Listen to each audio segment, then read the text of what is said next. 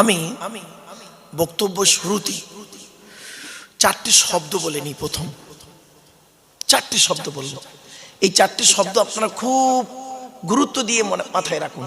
বক্তব্য শুরুতেই চারটি শব্দ। এক নাম্বার, প্রিয়জন প্রয়োজন।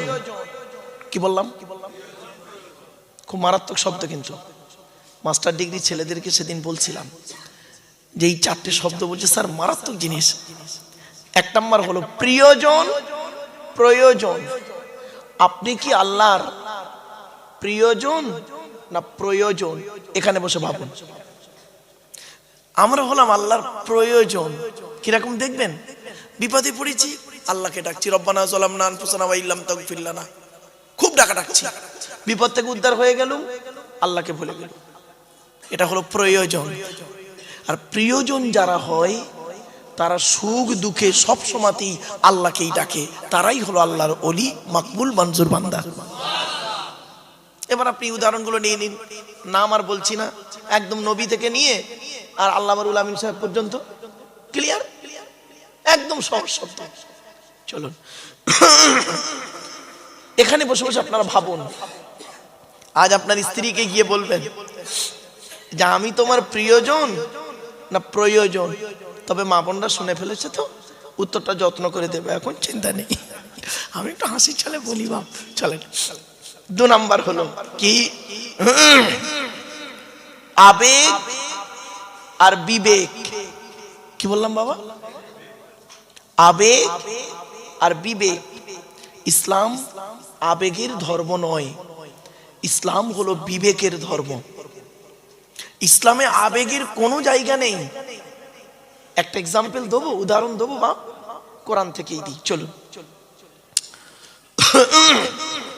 আল্লাহ নবী একদিন দাঁড়িয়ে আছেন, জানেন, সাহাবীদেরকে বলছেন তোমরা আমাকে ওই রকম সম্মান করিও না। কিরকম সম্মান? পূর্ববর্তী নবীদের উম্মতেরা তারা তাদের সম্মান করতে গিয়ে যেমন জাহান্নামী হয়েছে, ওই রকম সম্মান আমাকে তোমরা করো না। তখন একজন ব্যক্তি বললেন, হে নবী, পূর্ববর্তী লোকে নবীদের উম্মতেরা তারা তাদের নবীকে সম্মান করতে গিয়ে জাহান্নামী হয়েছে, নবীকে সম্মান করলে আবার জাহান্নামায় যায়? নবীজি বললেন হ্যাঁ। সাহাবীরা পুরো চুপ। সঙ্গে সঙ্গে আল্লাহ পাক কোরআনের এই আয়াতটা তখন নাজিল করে দিলেন। কোথায় আছে আয়াতটা? 10 নম্বর পারার 10 নম্বর পৃষ্ঠা 11 নম্বর লাইনে, সূরার নাম সূরা তাওবার 30 নম্বর আয়াতে আল্লাহ বলেন, ওয়াকালাতিল ইয়াহুদু উযাইরু ইবনুল্লাহ। ইহুদিদের হেদায়েতের জন্য আল্লাহ একটা কিতাব পাঠিয়েছিলেন, তার নাম হলো তাওরাত। আর একটা নবী পাঠিয়েছিলেন, নবীটার নাম হলো মুসা। পরবর্তীতে আরেকটা অনেক নবী পাঠিয়েছে, তার মধ্যে আরেকটা নবীর নাম হলো হযরতে উযাইর আলাইহিস সালাতু সালাম। উযাইর নবীকে ইহুদিরা ভক্তি করতে করতে করতে করতে আবেগে বলে ফেললো, এই উযাইর নবী নয় তো কি, উযাইর আল্লাহর বেটা। নাউজুবিল্লাহ বলো। দেখলেন আবেগ কোথায় নিয়ে গেল? খ্রিস্টানরা কি করলো? ওয়াকালাতিন নাসারাল মাসীহ ইবনুল্লাহ। নাসারারা কি করলো? ওরা আবার 3 দলে বিভক্ত হলো। এক দল বলল, এই ঈসা নবী নয়, ঈসাকে কেউ নবী বলবে না। তো কি, ঈসা নিজেই আল্লাহ। নাউজুবিল্লাহ বলো। ভক্তি কোথায় নিয়ে গেল দেখলেন? আবেগ। আর এক দল বলল, হাট, আল্লাহ হলে তো এত দেরিতে এলো কেন? তবে কি, আল্লাহর বেটা। নাউজুবিল্লাহ। আর এক দল বলল, হাট, ঈসা আল্লাহও নয়, আল্লাহর বেটাও নয়, তবে কি, ঈসা আল্লাহর বান্দা, আল্লাহর নবী। এই বিশ্বাসে ছিল মাত্র পৃথিবীতে ঈসা নবীর সময়ে 12 জন লোক। কত কত কত, খুব গুরুত্বপূর্ণ কথা বাপ। 12 জন লোক ছিলেন ঈসা নবীর কাছে। যেদিন ঈসা নবীকে আল্লাহ পাক 4th আসমানে তুলে নেন, সেই ওনার ঘরের ভিতরে এই 12 জন লোক ছিলেন। এই 12 জন লোকের জবাই করে দেওয়া কোনো পশু আমাদের খাওয়া হালাল। এই 12 জন লোকের ছেলে মেয়ের সঙ্গে আমাদের ছেলে মেয়ের বিয়ে দেওয়া জায়েজ। কিছু বুঝতে পারছেন ওয়াজিব আর কি? আমার বাপেরা শুনে নিন বাবা। তো 2 নম্বর শব্দটা কি বললাম? আবেগ আর কি বিবেক। প্রথম শব্দটা কি বলেছিলাম? প্রিয়জন প্রয়োজন। দ্বিতীয় শব্দ বললাম। তৃতীয় শব্দটা শোনো, ভালোবাসা ভালো লাগা, দুটো কিন্তু এক নয়। ভালো লাগাটা হলো ক্ষণস্থায়ী, আর ভালোবাসাটা হলো চিরস্থায়ী। এখন আমার আপনার ভালো লাগছে, 2 ঘন্টা পরে নাও লাগতে পারে, ঠিক না বেঠিক? আর ভালোবাসাটা সর্ব অবস্থাতেই লাগে, এটা মাথায় রাখুন। 4 নাম্বারটা খুব ইম্পর্টেন্ট, খুব ইম্পর্টেন্ট, খুব ইম্পর্টেন্ট। কি? ইতিহাস পরিহাস। কি বললাম বাবা, একটু বলেন। পরিহাস। আচ্ছা, পরিহাস শব্দের অর্থ জানেন? ঠাট্টা করা, ঠাট্টা করা। শুনে নিন, জীবনে যদি উন্নতি করতে পারেন, চাইছে ধর্মের দিকে হোক, ব্যবসার দিকে হোক, শিক্ষার দিকে হোক, সামাজিক দিকে হোক, যে কোনো দিকে, জীবনে যদি উন্নতি করতে পারেন, আপনার গায়ের ছেঁড়া জামাটা হবে জনগণের ইতিহাস, ঠিক না বেঠিক? আর যদি জীবনে উন্নতি করতে না পারেন, তাহলে আপনার গায়ের সুন্দর পোশাকটা হবে জনগণের পরিহাস। জ্ঞানীগুণী বুদ্ধিজীবী মানুষ, আলোচনার শুরুতেই এই 4টে শব্দ বললাম, আর আজকে আলোচনাটা হবে এই 4টে শব্দকে ঘিরে কোরআন এবং হাদিসের আলোকে। আলহামদুলিল্লাহ, আলহামদুলিল্লাহ ওয়া কাফা ওয়া সালামুন আলা ইবাদিহিল্লাযীনা ইসতাফা, আম্মা বাদ। ফাকাদ ক্বালা আল্লাহু তাআলা ফি কালামিল মাজিদ ওয়াল ফুরকানিল হামিদ, আউযু বিল্লাহি মিনাশ শাইতানির রাজীম, বিসমিল্লাহির রহমানির রহিম। ওয়া নাযালনা আলাইকাল কিতাবা তিবয়ানাল লিকুল্লি শাইইন ওয়া হুদাম ওয়া রাহমাতাম ওয়া বুশরা লিল মুসলিমিন। কোরআনের এই আয়াতটি 14 নম্বর পারার 16 নম্বর পৃষ্ঠার 4 নম্বর লাইনে, সূরার নাম সূরা নাহলের 89 নম্বর আয়াতে আল্লাহ বলেন, নবী, তোমার উপর আমি এই কোরআন অবতীর্ণ করেছি। পৃথিবীর সমস্ত জিনিসের বর্ণনা এই কোরআনের ভিতরে ডাইরেক্ট ইনডাইরেক্ট দলিল সহ আমি আল্লাহ পাঠিয়ে দিয়েছি। আপনারা কোরআন থেকে কি নেবেন বলুন? এখানে ভৌত বিজ্ঞান নেবেন, কোরআনে আছে। জীবন বিজ্ঞান নেবেন, কোরআনে আছে। ভূগোল নেবেন, কোরআনে আছে। পরমাণু বোমা নেবেন, কোরআনে আছে। রাজনৈতিক জীবন, পারিবারিক জীবন, সাংসারিক জীবন, অর্থনৈতিক জীবন, ইহকাল পরকাল, জান্নাত জাহান্নাম, মায়ের পেটে আসা থেকে পৃথিবীর মুখ দেখলেন, আবার মারা গেলেন, কবরে ঢুকলেন, কিয়ামতের মাঠে উঠলেন, বিচার, কি নেবেন? সবই রয়েছে এর ভিতরে। কি নেবেন? এই জন্য আল্লাহ অন্য আয়াত দিয়ে সুন্দর করে পৃথিবীর মানুষকে বুঝিয়ে দিচ্ছেন। কি? 15 নম্বর পারা 18 নম্বর পৃষ্ঠা 14 নম্বর লাইন, সূরার নাম সূরা কাহফের 54 নম্বর আয়াত। ওয়ালাকাদ সাররাফনা ফি হাযাল কুরআন লিন-নাস মিন কুল্লি মাসাল ওয়া কানাল ইনসানু আকসারা শাইইন জাদালা। এর বাংলা মানেটা শুনলে চমকে যাবেন। দেখুন, আল্লাহ বলছেন, আমি আল্লাহ এই কোরআনের ভিতরে পৃথিবীর সমস্ত জিনিসের বর্ণনা উদাহরণ সহ মানুষের জন্য সুন্দর করে বলে দিয়েছি। বেশিরভাগ মানুষ এ কোরআন বোঝে না, না বুঝে নিজেদের মধ্যে খালি মারামারি ঝগড়া করে, ঠিক না বেঠিক? ওয়াকানাল ইনসানু আকসারা শাইইন জাদালা। বেশিরভাগ মানুষ, আল্লাহ বলছেন, এ কোরআন বোঝে না, না বুঝে নিজেদের মধ্যে মারামারি ঝগড়া করে। আমার বাপেরা, চলো একটা একটা করে আপনাদেরকে টু দি পয়েন্টের উপরে কথাগুলো বলার সুযোগ দিন। জলসা যখন দেবেন, দয়া করে আপনাদের আমি অনুরোধ করছি, 3টে জিনিসকে ঠিক রাখবেন। কটা বাপ? 3টে জিনিস। কি কি?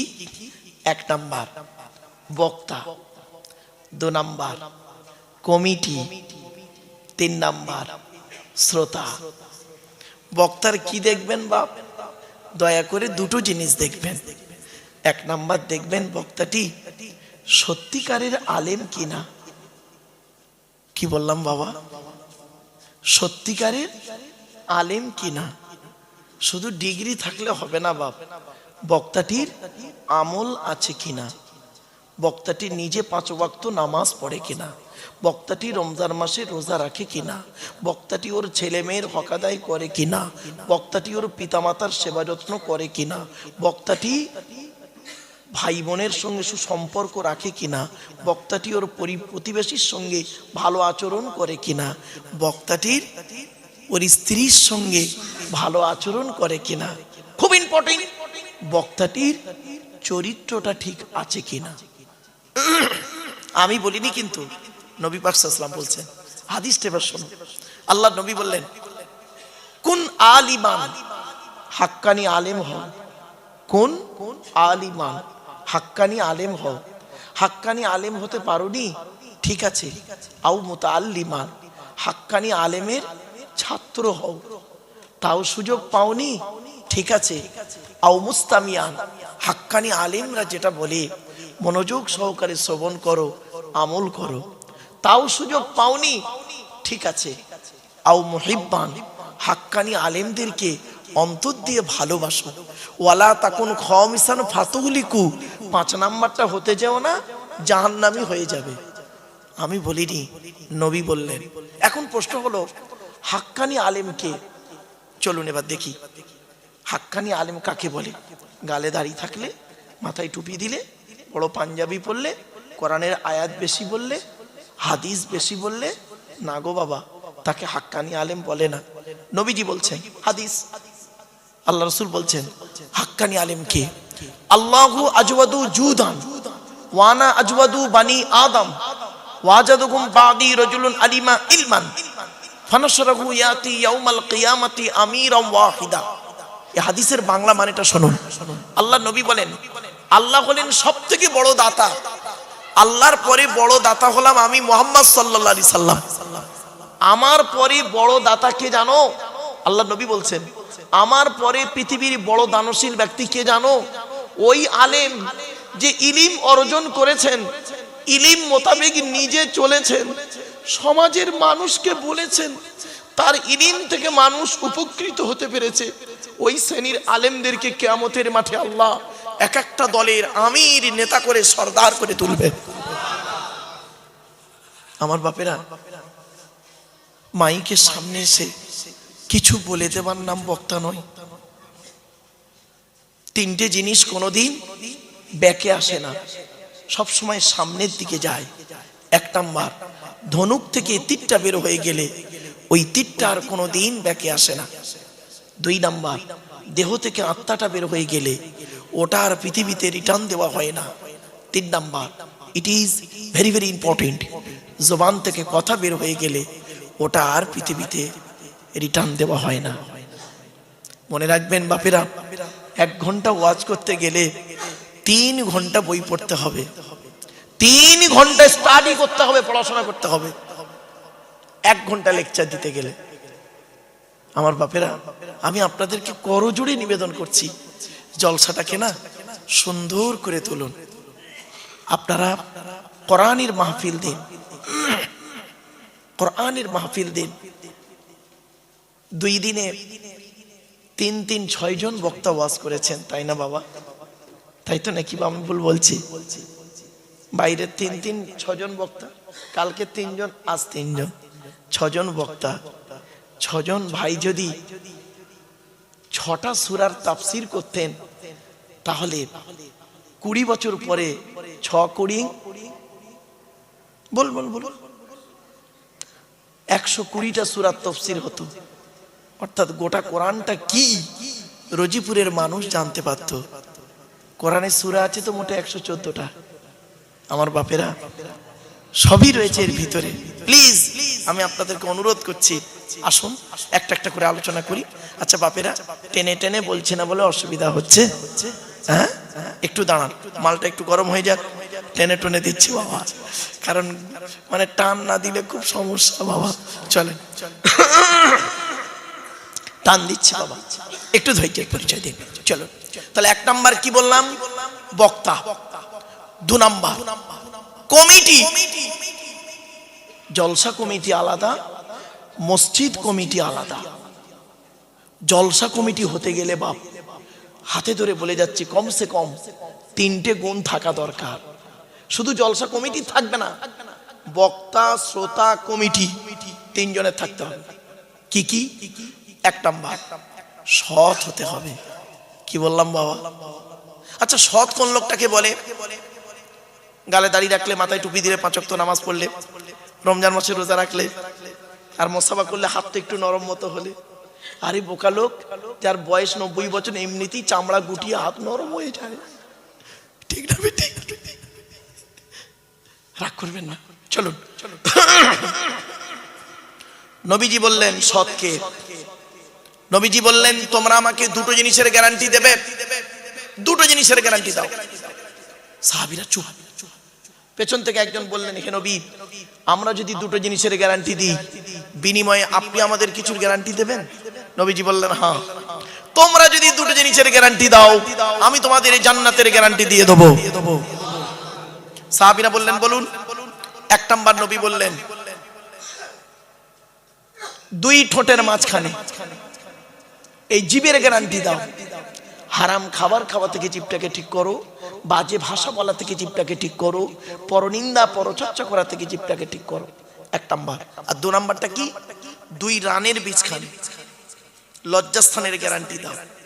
2 ঠোঁটের মাঝখানে 2 রানের বীজখানে, এই 2টো জিনিসের গ্যারান্টি তোমরা আমাকে দাও, আমি মুহাম্মদ সাল্লাল্লাহু আলাইহি ওয়াসাল্লাম তোমাদের জান্নাতের গ্যারান্টি দিয়ে দেবো। যান বাড়ি চলে যান, গিয়ে দেখবেন হয় চাচার নিচে খারাপ, নয় চাচার উপর খারাপ। আমি বলি দি Messenger of Allah, the messenger of Allah, peace be upon him, said, the best among you those with good manner.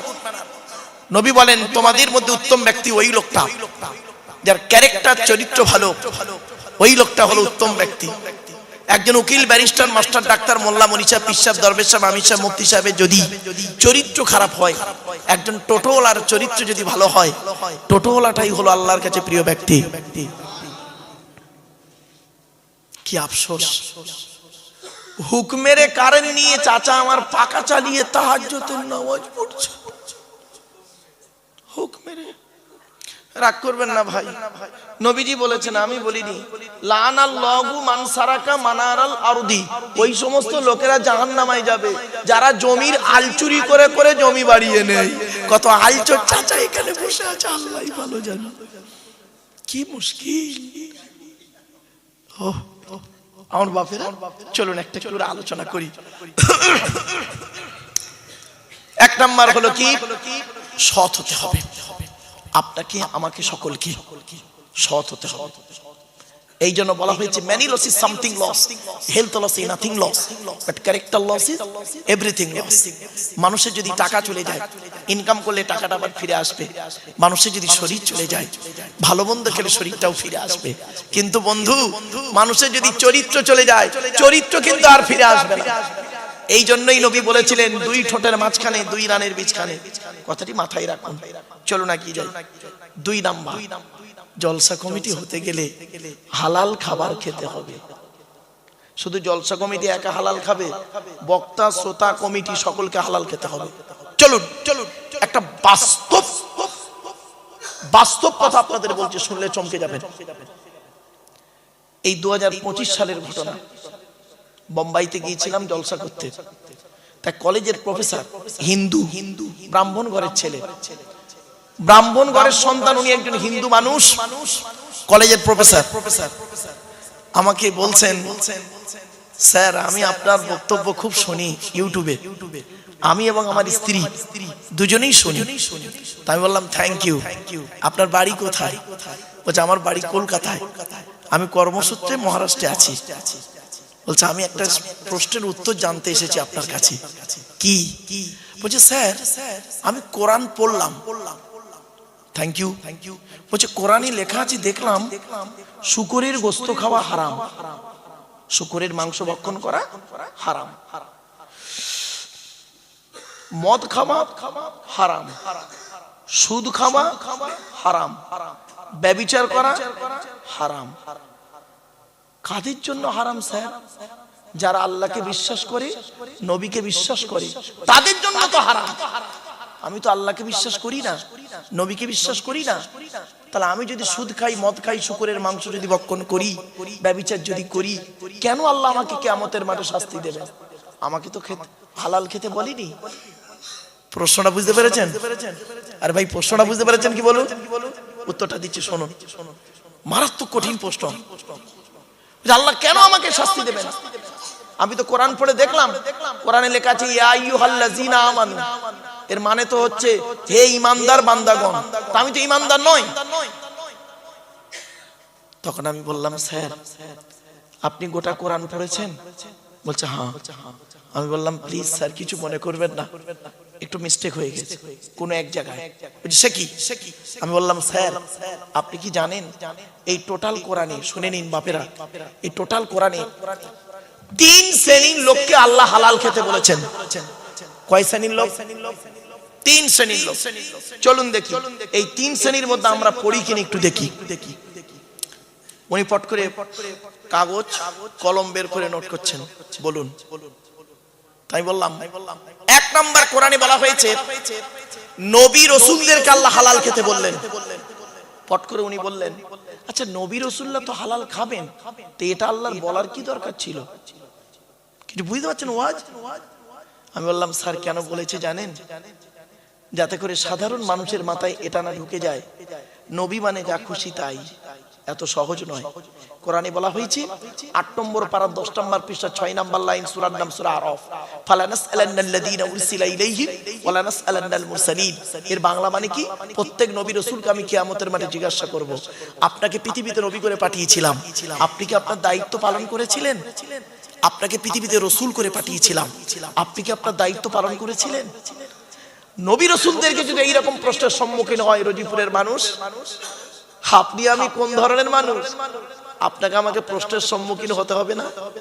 শুনে নিন কোরআন বলছে আয়াহসাবুল ইনসানু আইয়ুতরাকা সুদা, সূরা কিয়ামার মধ্যে আল্লাহ বলছে 29 পারা, মানুষ কি মনে করেছে এমনি এমনি ওকে ছেড়ে দেবো?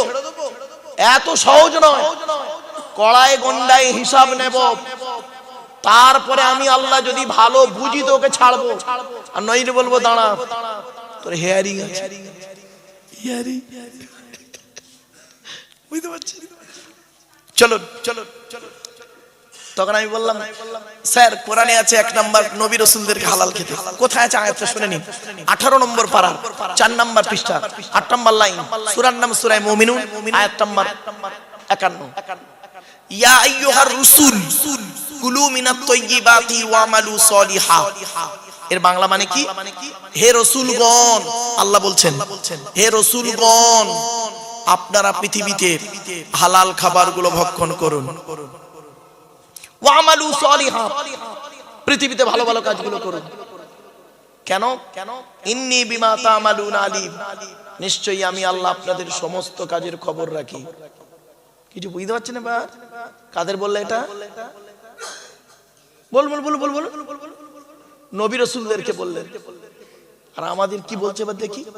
তখন উনি আমাকে ফট করে বললেন স্যার আমি নবীও নই রাসূলও নই। আমিও বললাম স্যার আমিও নবীও নই রাসূলও নই। তাহলে 1 নাম্বারটা বাদ। বলা হ্যাঁ। 2 নাম্বারটা বলুন। দ্বিতীয় কোথায় হালাল, কাকে হালাল খেতে বলেছে দেখি। যারা আল্লাহকে বিশ্বাস করে, নবীকে বিশ্বাস করে, ইসলামিক পরিভাষায় তাদেরকে মুমিন বলে। কি বললাম? তো আপনারা আল্লাহ নবীকে বিশ্বাস করেন তো? আরে ভাই বলুন না, তো আপনারা মুমিন, আমরা মুমিন। চলুন আমাদের সম্পর্কে কি বলছে কোরআন দেখি। 2 নম্বর পারা 4 নাম্বার পৃষ্ঠা 14 নাম্বার লাইন, সূরার নাম সূরা বাকারা, আয়াত নাম্বার 172। ইয়া আইয়ুহাল্লাযীনা আমানু, হে ঈমানদার বান্দাগণ, কুলু মিন তাইয়্যিবাতি মা রাযাকনাকুম ওয়াশকুরু লিল্লাহি ইন কুনতুম ইয়্যাহু তা'বুদুন। হে ঈমানদার বান্দাগণ, আমার দেওয়া হালাল রিজিকগুলো তোমরা ভক্ষণ করো, হারাম খাবার কখনোই খেতে যেও না। মনে রাখবেন হারামের বিরিয়ানি ভাতের থেকে হালালের ডাল ভাতটাই ভালো। ঠিক না বে ঠিক? শুনে নিন, কয়েক কটা দেহ মাটিতে পচে না, কয়েক কটা দেহ মাটিতে পচে না, আর এই দেহগুলো জান্নাতে যাবে। 1 নাম্বার হলো নবীদের দেহ মোবারক মাটিতে পচে না। জোরে বলুন, জোরে বলুন। 2 নাম্বার শহীদানদের দেহ মোবারক মাটি খেতে পারে না, টাটকা থাকে। 3 নাম্বার, মোকাম্মাল কোরআনে হাফেজের দেহ। মোকাম্মাল কোরআনে হাফেজের দেহ শব্দটা কিন্তু দুবার বলেছি বাবা। মোকাম্মাল কোরআনে হাফেজের দেহ। ওই ছেঁচড়া মার্কা হাফেজ সাহেবের কথা বলিনি। ওই হাফেজ সাহেব হয়ে মসজিদে ইমামতি করছে, পাশের বাড়ির মেয়েটার প্রেগন্যান্ট করে দিল, ওই ক্যারেক্টারলেস হাফেজ সাহেবের কথা বলিনি। মোকাম্মাল কোরআনে হাফেজের দেহ মাটি খেতে পারে না, টাটকা থাকে। জোরে বলুন। 4 নাম্বার, হাক্কানি আলেমের দেহ মাটি খেতে পারে না, টাটকা থাকে। 5 নাম্বার, মুয়াজ্জিনের দেহ 12 বছর যদি কেউ নিঃস্বার্থভাবে আযান দেয়, ওই দেহ মাটি খেতে পারে না, টাটকা থাকে। আচ্ছা, এই 5টার মধ্যে আমরা হতে পেরেছি, তাহলে আমরা সব 6 নাম্বার একটা লাইন আছে, বলবো বলবো হালাল খানেওয়ালা মানুষের দেহ মোবারক মাটি খেতে পারে না। জোরে বলুন। করজোড়ে বলে যাচ্ছি বাপ, হালাল খাবারটুকু খান, হালাল খাবার খান, কোরআনে বলা হয়েছে। চলুন। উনি তখন বললেন, স্যার আমি মোমেন নয়, ওটা আপনার জন্য প্রযোজ্য। তাই বললাম, স্যার 2 নম্বরটা বাদ, চলুন 3 নাম্বারটাই দেখি আপনি আছেন কিনা। কোরআনে সমস্ত মানব জাতিকে আল্লাহ হালাল খেতে বলেছেন। আমি বললাম, স্যার আপনি কি মানব জাতির মধ্যে আছেন, নাকি আপনার চিন্তা ভাবনা ম্যাংকি থেকে ম্যান, মানে বাঁদর থেকে মানুষ? আপনি কি এইরকম চিন্তা ভাবনার মানুষ? বুঝে না, আমি আদমের সন্তান, আমি মানুষ। বললাম, স্যার আপনি হিন্দু হন, মুসলিম হন, জৈন হন, ব্রাহ্মণ হন, খ্রিস্টান হন, আপনি যদি মানব জাতির মধ্যে হন, আপনাকে হালাল খেতে বলেছে কোরআনে আল্লাহ। বলছি, সে কি? বললাম, শুনুন, আপনারাও শুনে নিন। 2 নম্বর পারা 4 নাম্বার পৃষ্ঠা 8 নাম্বার লাইন, সূরার নাম সূরা বাকারা 168 নাম্বার আয়াত। ইয়া আইয়ুহান নাস, হে মানব জাতি। এখানে হিন্দু মুসলিম কোনো ডিভাইডেড নেই, ঠিক না বেটি? কুলু মিম্মা ফিল আরদি হালালান তাইয়্যিবা, পৃথিবীতে আমার দেওয়া হালাল রিজিকগুলো তোমরা ভক্ষণ করো। ওয়ালা তাত্তাবিউ খুতুওয়াতিশ শায়তান, শয়তানের পথকে অনুসরণ করিও না। ইন্নাহু লাকুম আদুউম মুবিন, শয়তান হলো তোমাদের প্রকাশ্য দুশমন। সঙ্গে সঙ্গে ওনার গালে হাত, ঠিক এইভাবে গালে হাত দিয়ে বসে। আমি বললাম, স্যার আপনার কি ধারণা হয় যে কোরআন শুধু মুসলমানদের জন্য এসেছে? আপনারা কি মনে করেন কোরআন শুধু মুসলমানদের জন্য এসেছে? না, কোরআন এসেছে মানব জাতির কল্যাণের জন্য। 2 নম্বর পারা 7 নম্বর পৃষ্ঠা 2 নম্বর লাইন, সূরার নাম সূরা বাকারা। হুদাল লিন্নাস, মানুষের হেদায়েতের জন্য। অবায়্যিনাতিন মিনাল হুদা ওয়াল ফুরকান, ন্যায় অন্যায়কে পৃথক করার জন্য কোরআন নাযিল হয়েছে। আমি বললাম, স্যার আপনার কি ধারণা হয় যে মুহাম্মদ সাল্লাল্লাহু আলাইহি ওয়াসাল্লাম শুধু মুসলমানদের নবী? মুহাম্মদ সাল্লাল্লাহু আলাইহি ওয়াসাল্লাম শুধু মুসলমানদের নবী নয়। উনি বলছেন, আমার তো তাই বিশ্বাস হয়। বললাম, না স্যার, কোরআনে মুহাম্মদকে শুধু মুসলমানদের নবী করা হয়নি। বলছে, সে কি? বললাম, স্যার কোরআনের 9 নম্বর পারা 9 নম্বর পৃষ্ঠা 11 নম্বর লাইন, সূরার নাম সূরা আরাফের মধ্যে আল্লাহ বললেন, কুল, নবী তুমি বলো, ইয়া আইয়ুহান নাস, হে মানব জাতি। এখানে হিন্দু মুসলমান কোনো পার্থক্য নেই। হে মানব জাতি, ইন্নী রাসূলুল্লাহি ইলাইকুম জামিয়া, আল্লাহ পাক কুল কায়নাতে রাসূল করে মুহাম্মদকে পাঠিয়েছেন। তো আপনি কি ভাবলেন? তাহলে 1 নাম্বার হলো, 2 নাম্বার হলো হালাল খেতে হবে, 3 নাম্বার হলো বাবা জলসা কমিটি হতে গেলে 5 ওয়াক্ত নামাজি হতে হবে। খারাপ সেন্স নেবেন না, শুধু জলসা কমিটি 5 ওয়াক্ত নামাজ পড়বে না আর বক্তার কাজা করবে, বক্তাবাদ শ্রোতাবাদ না, বক্তা শ্রোতা সকলকে নামাজি হতে হবে। আল্লাহর নবী মুহাম্মদ সাল্লাল্লাহু আলাইহি ওয়াসাল্লাম পৃথিবী ছেড়ে যেদিন বিদায় নিচ্ছিলেন, জীবনের শেষ কথাটি ছিল কি জানেন? আসসালাত, আসসালাত, নামাজ, নামাজ, নামাজ। আমার বাপেরা বড় কষ্ট লাগে কি জানেন? মানুষ নামাজ পড়ে না। ছোট্ট একটা উদাহরণ দিলেই বুঝতে পারবেন। আচ্ছা, বর্তমানে ইহুদিদের সংখ্যা বেশি না মুসলমানদের সংখ্যা বেশি? মুসলমানের সংখ্যা বেশি, ইহুদি তো খুব কম। তো বর্তমানে মার খাচ্ছে কারা বেশি? কেন? যাদের সংখ্যা বেশি হয় তারা মার খায়, তারা তো মারে, তাহলে মার খাচ্ছেন কেন? ইহুদি তো অল্প কোটাগত, আর 200 কোটি মুসলমান সারা পৃথিবীতে, এরা মার খাচ্ছে কেন? কারণ কি জানেন? প্রবলেমটা কোথায় জানেন? টেকনিক্যালি একটু প্রবলেম। এরা শিক্ষা দীক্ষা চিন্তা ভাবনা গবেষণায় অনেক পিছিয়ে আছে মুসলমানরা এখন। আর ইহুদিরা টেকনোলজিতে আগিয়ে। মুসলমানদের পাঠানো কিতাব এই কোরআন থেকে পরমাণু বোমা বের করলো। এই কোরআনে আছে পরমাণু বোমা। হে মুসলমান, আধার কার্ড করেছিলেন, আধার কার্ড করার সময় অফিসাররা আপনাদের দুটো কথা বলেছিলেন কি? এক নাম্বার বলেছিলেন চোখটা বড় করে চান তো, বলেছিলেন।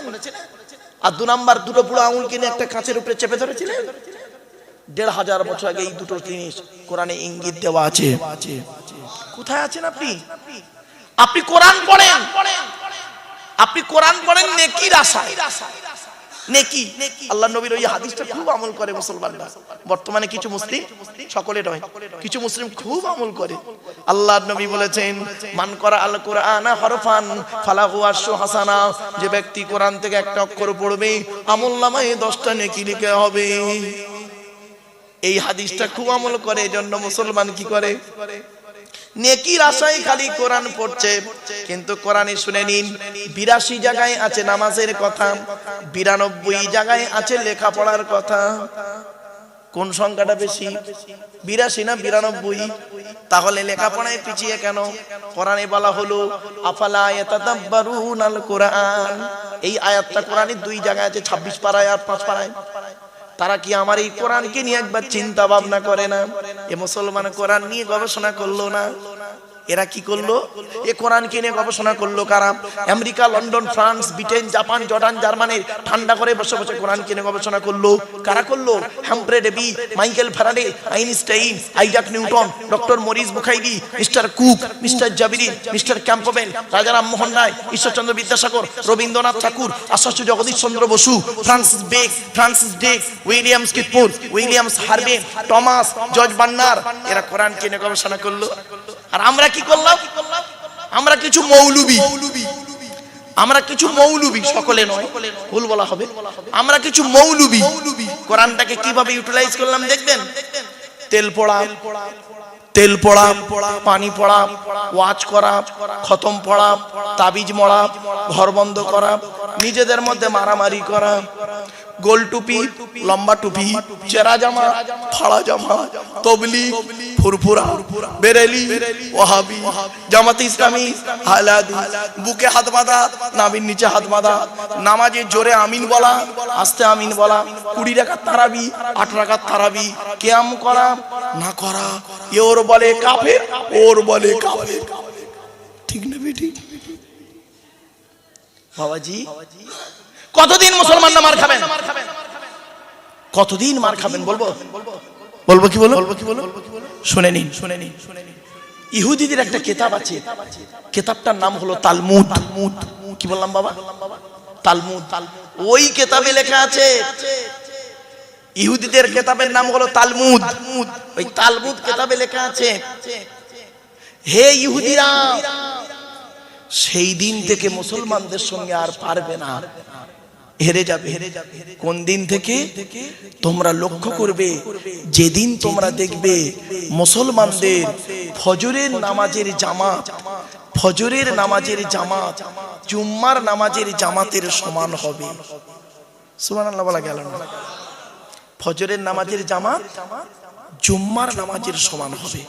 সেই দিন থেকে বুঝে নেবে এরা যাই তাই মুসলমান নয়, এরা হলো সেই মুসলমানের উত্তরাধিকারী, যে মুসলমান 313 জন মুসলমানকে নিয়ে বদরের যুদ্ধের প্রান্তরে হযরত মুহাম্মদ সাল্লাল্লাহু আলাইহি ওয়াসাল্লাম যাদেরকে নিয়ে 1000 শত্রুর মোকাবেলা করতে গিয়ে মাত্র 14 জনকে হারিয়ে ইসলামের পতাকা পুঁতেছিল, এরা হলো তাদের উত্তরাধিকারী। অতএব আর পারবো না এদের সাথে। আর ইহুদিরা এটা খুব ভালো রকম খবর রাখে, দেখ না মুসলমানদের জুম্মার নামাজ আর ফজরের নামাজটা কেমন। তা দেখছে জুম্মার নামাজে 3 তালা ভর্তি,